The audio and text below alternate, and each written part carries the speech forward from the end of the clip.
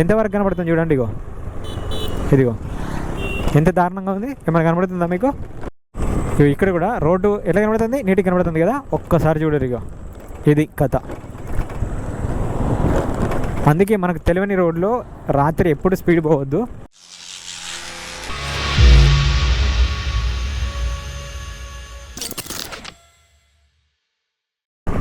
Hi guys, welcome back to my YouTube channel.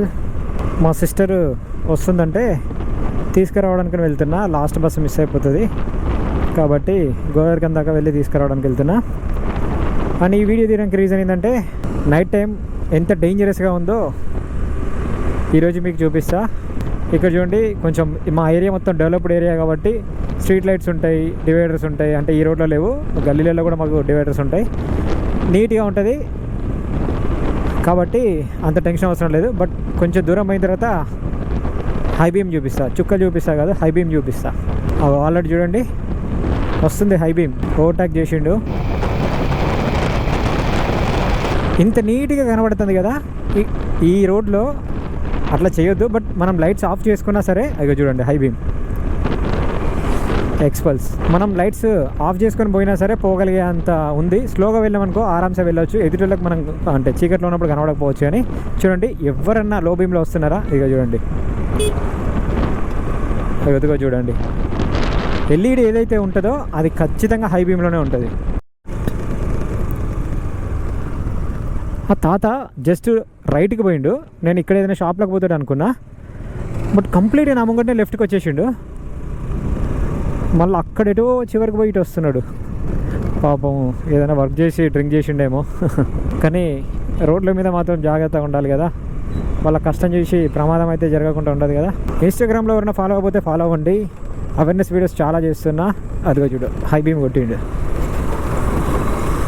అట్లా వెనుకొచ్చే vehicle కోసం కొట్టిండు. అదొక పద్ధతి, కరెక్ట్ ఉంది. ఇన్స్టాగ్రామ్లో ఇగో ఈ ప్లేస్లోనే నేను పెట్టిన. మొత్తం సడన్గా ఇగో ఇక్కడ ఇదంతా సడన్గా కనబడుతుంది. హై బీమ్ వచ్చినప్పుడు ఇదంతా ఏం కనబడకుండా ఉండేది. సడన్గా కనబడేసరికి ఇక చూడండి, ఇప్పుడు కూడా చూడండి high beam high beam high beam. అవి చూడండి ఎంత పవర్ఫుల్గా ఉందో. నాకైతే ముంగడిది ఏం కనబడట్లే. అదే చూడండి, ఇక ఇక్కడ పెద్ద హోల్ లాగా ఉంది, అది కనబడట్లేదు. స్పీడ్ వస్తే కనబడదు. ఇక చూడండి ఎంత పెద్ద హోల్ ఉందో. ఇది హై బీమ్ ఉంటే మనకు కనబడదు. ఈయన మంచిగా లో బీమ్లో వస్తున్నాడు చూడండి. ఎదుగు చూడండి, అక్కడ ఎక్కడి నుంచో వస్తుంది. హై బీమ్ మాత్రం విపరీతంగా ఉంది చూడండి. అగో ఈ వెహికల్, పోయిన వెహికల్ లో బీమ్లో ఉంది. ఇది మాత్రం చూడండి హై బీమ్. అసలు అతనికి తెలుసో లేదో తెలీదు. అగో తెలియదు అనడానికి అయితే ఏముండదు. అది బొలెరో, అది సింగరేణిలో వర్క్ అవుతుంది. కానీ వాళ్ళకి తెలుసు, కానీ తగ్గరు. ఇక చూడండి ఇక్కడ ఎంత రోడ్డు డ్యామేజ్ జరుగుందో. ఇక్కడ హై బీమ్తో వస్తే అసలు ఏం కనబడదు.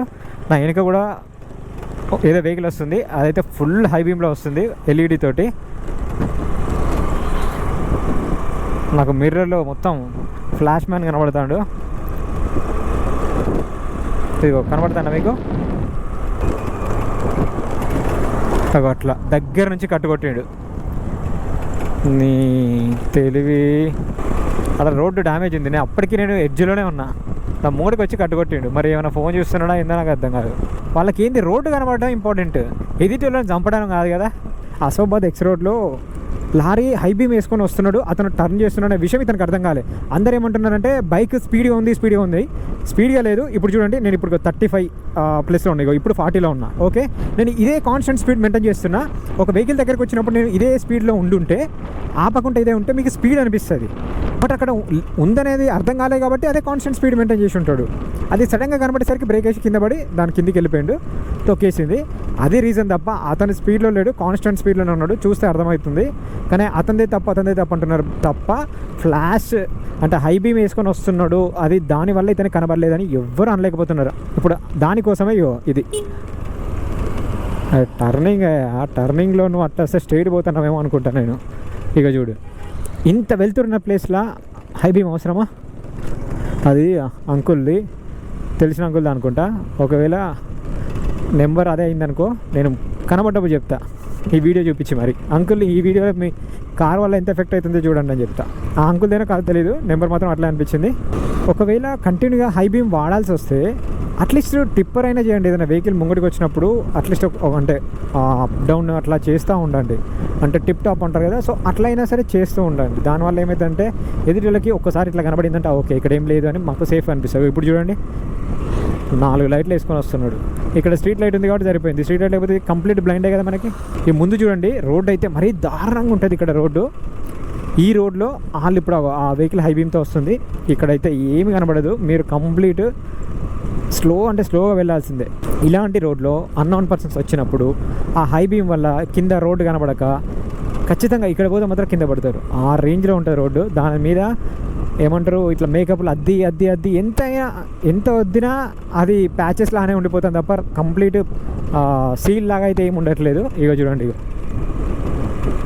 ఇలాంటి రోడ్లో ఇప్పుడు స్ట్రీట్ లైట్ లేదనుకోండి, సరే ఉన్నా సరే ఎంతవరకు కనబడుతుంది చూడండి. ఇదిగో ఎంత దారుణంగా ఉంది. ఏమైనా కనబడుతుందా మీకు?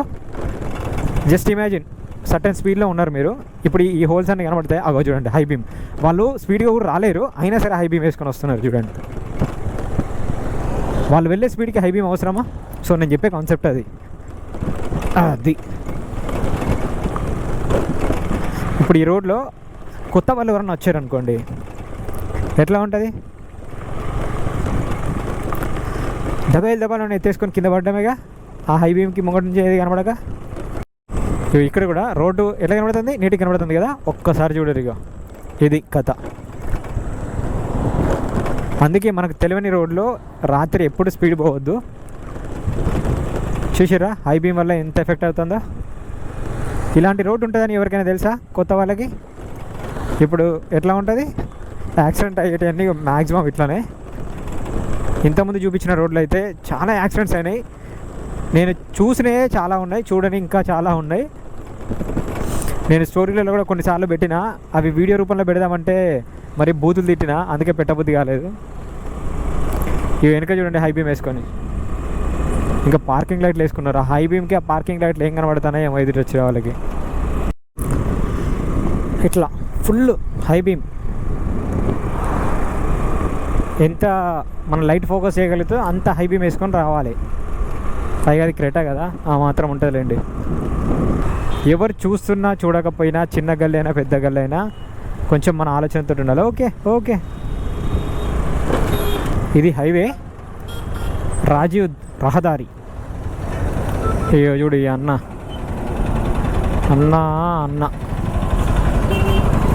ఫోన్ మాట్లాడుకుంటూ డిస్ట్రాక్షన్. ఇప్పుడు ఇక్కడ కాషియస్గా పోవాలి, ఎందుకంటే ఇప్పుడు చూశారుగా అయ్యో ఇట్లా అట్లా అక్కడి నుంచి ఒకటి ఎంత స్పీడ్ వస్తున్నాడు చూడగో, బ్రేక్ వేసిండు చూడు. సో గట్లా అట్లుంటుంది. సడన్గా మనం లెఫ్ట్కి అస్సలు పోవద్దు. పోతే ఏమవుతుంది అలాంటి వాళ్ళు స్పీడ్గా వచ్చేటోళ్ళకి మనం పోయి డైరెక్ట్ తగులుడే ఇక గట్లా. అందుకే వెనక ఏం రానప్పుడు అది సర్టెన్ స్పీడ్లో ఉన్నప్పుడే మెల్లిగా లెఫ్ట్కి వెళ్ళాలి. అసలు మ్యాక్సిమం రైట్లోనే ఉండాలి. టైం దొరికినప్పుడు లెఫ్ట్లోకి పోవాలి, అంతే తప్ప వెంటనే లెఫ్ట్లోకి వెళ్ళిపోయినాం అనుకో అట్లాంటివి తగులుతాయి. చూడగా ఇప్పుడు నేను వస్తున్నా విషయం నాకు తెలుస్తుందా మరి తెలీదా? నాకు అర్థం కావట్లే. వచ్చేసిండు ఖతం అయిపోయా. అక్కడ చూడ ఒకసారి బస్సు చూడగా. ఆ స్పీడ్కి మనం బ్రేక్ లేపియొద్దు. ఎందుకనంటే వాళ్ళు బ్రేక్లు వేసినా ఆగుతాన గ్యారంటీ లేదు. సో కాబట్టి మన జాగ్రత్తలో మనం ఆగి అటు ఇటు చూసి వెళ్ళాలి, అది పద్ధతి.